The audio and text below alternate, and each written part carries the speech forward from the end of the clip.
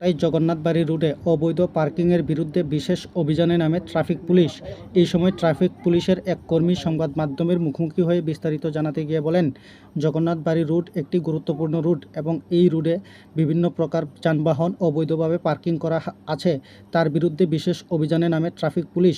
পাশাপাশি এই বিষয়ে ট্রাফিক পুলিশের ওই কর্মী সংবাদ মাধ্যমের মুখোমুখি হয়ে বিস্তারিত জানান এই অভিযান নিয়ে। এটা অ্যাকচুয়ালি মূলত আমাদের শহরকে পরিষ্কার পরিচ্ছন্ন ট্রাফিক জ্যাম থেকে মুক্ত করার জন্য, এবং আমরা ইদানিং দেখা যাচ্ছে যে এই রুটটা যেহেতু জগন্নাথবাড়ি এটা একটা ইম্পর্টেন্ট রুট, কিন্তু এটার মধ্যে বিভিন্ন গাড়িগুলা রেখে দেয় যেটা নো পার্কিং জোন, এবং তারা এমনভাবে রেখে দেয় যেমন এটা জন্য পার্কিং জোন। তাই এর জন্য এই যাতে পরবর্তী সময়ে ট্রাফিক মুক্ত করা যায়। রুট অ্যাকশন নেওয়া হবে। এই তো আজকে যে নিলাম এইটাই তো চলবে, আমরা এই শুরু করলাম।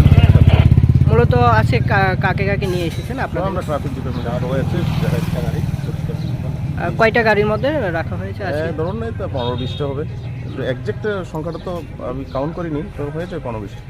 Thank you sir.